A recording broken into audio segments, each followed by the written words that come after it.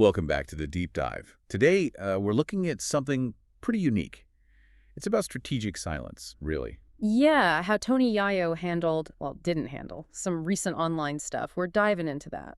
We've got these interviews where he talks about a diss track from Jim Jones, and also, crucially, 50 Cent, saying he took too long to hit back. Right, and Yayo actually agrees with 50 on that point. He admits it. He does. He says, look, he could have gone that route, the whole drop a pin, link up, we both can die thing.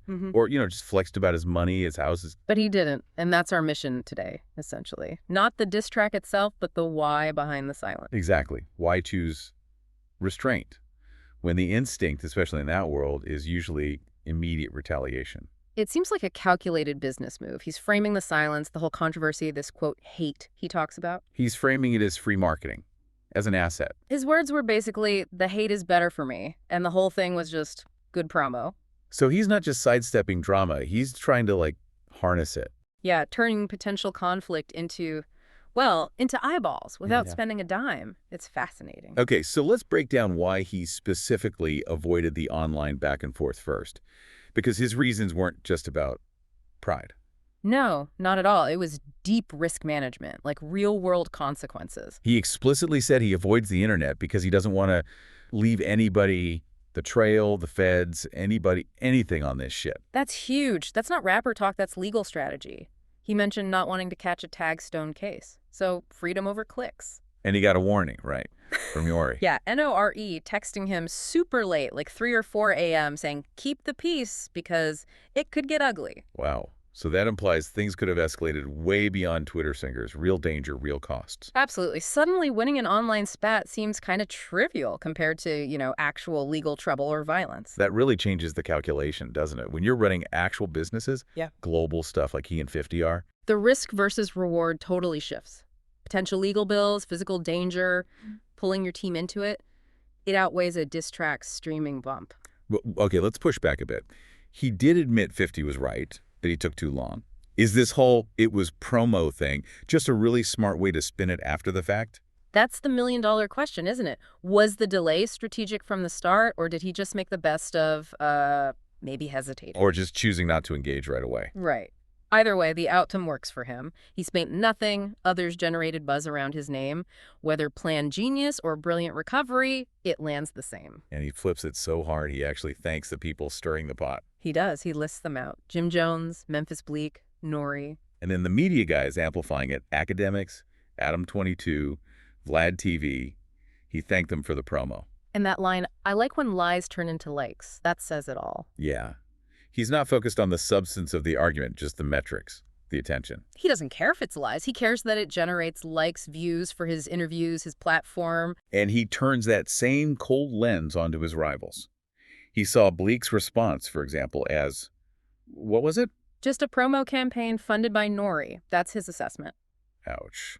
Pretty dismissive. It is, but it fits his strategy. He's basically saying Bleak needed the attention because, in Yayo's view, his own stuff is really not taking off. He mentioned Bleak being viral for 1 or 2 days. Right, so Yayo engaging would just give them more airtime, more oxygen, while distracting him from his own bigger picture. Okay, so that bigger picture, let's pivot there. Because while everyone's watching for a diss track, he's off building an empire, quietly doing big things behind the scenes. This is the real counter-narrative. And we're talking concrete stuff. Cannabis, for one. He's opening a dispensary in Queens with Uncle Murder. Yeah, shouting out the Strain Gang, Styles P. He's positioning himself seriously in that New York cannabis market. It's not just a celebrity endorsement. No, it's a complex business. Regulations, logistics. And he's already thinking expansion. He mentioned maybe Shreveport, Louisiana, because 50's making moves there. But he noted he has to figure out the specific legal laws first. See? That's the level he's operating on. Navigating multi-state regulations, that's worlds away from arguing online. And then there's the film and TV side. Yeah. This is maybe even bigger. Definitely feels like a major shift. He confirmed he's bringing actual movie concepts to 50 Cent. Not just ideas, but developed concepts. Like that Gilgo killer story, the serial killer case. Exactly.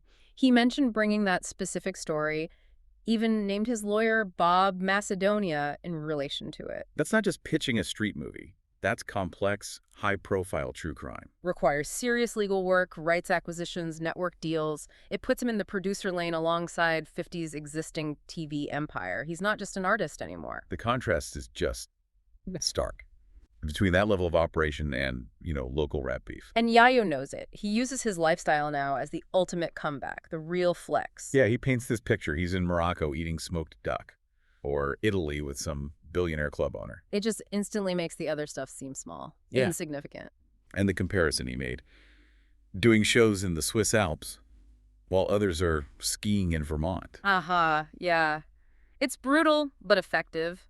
It frames his success on an international high-wealth level, makes the local stuff look, well, local. It's like, why drop a diss track when you can drop a picture from a private jet? Yeah. He mentioned joking around on the PJ with 50 and Uncle Murder. The silence speaks louder because his actions are so loud. He even said, look, they could do house wars or compare cars like they did in their 20s. Right, he mentioned they were buying houses back then. But he chooses to stay humble, focus on building wealth quietly, not just showing it off. The real flex is the business portfolio, not the flashy stuff. So underlying all this is a kind of philosophy, right? This idea about hate. He says he needs it. Yeah, it motivates me. That's his line. He's actively trying to harness negativity as fuel. Is that sustainable, though? Yeah. Relying on hate seems risky. Maybe. But he sees it as creative energy. He said he's back pushing a pen, like writing and creating again, because people are talking trash. The controversy gets him working. And he's watching the numbers. He mentioned analytics. Right. He sees that when people talk about him, their numbers go up, sure. But his numbers go up too. Like with that Shannon Sharp interview, it got huge traction. So he gives them traffic, they give him visibility, which he then channels towards his actual businesses. Exactly. And his mantra sums it up. Embrace the hate because the hate spread more. He gets how virality works today. That example he gave was pretty stark Uh-huh. about not getting on platforms like Academics or Adam 22 if you didn't. Controversy travels faster than good news, basically. It's cynical, but maybe accurate online. And he ties this back to G-Unit's whole identity, their brand. Totally. He says G-Unit has always been the bad guys, always the most hated. He leans into that history. But he contrasts that with their actual reach, saying they went worldwide with Eminem and Dre, something few NY crews did. Right. He's arguing their legacy is already global, already solidified, so why get dragged into petty, local stuff now? He even fantasizes about a reunion tour with 50 Balls and Banks, saying they'd take over the world. So the scale of their past success makes current beats look small. And he uses history to justify his detachment, too. He brings up Biggie and Pac, NBA Youngboy, and Dirk. Examples of friends turning into enemies. Yeah, saying conflict is almost inevitable in the game. So why get caught up in the bullshit? Focus on securing the bag, because alliances might fade anyway. It always circles back to risk and money for him. Always. He said he wasn't worried about the main rival, but maybe some stupid nigga in your entourage just ready to crash out. Which means lawyers, bail money, costs. Exactly. So avoid the confrontation, avoid the risk, protect the business, let them talk while he keeps building at a higher level safely. Okay, so wrapping this up, the big takeaway for you listening.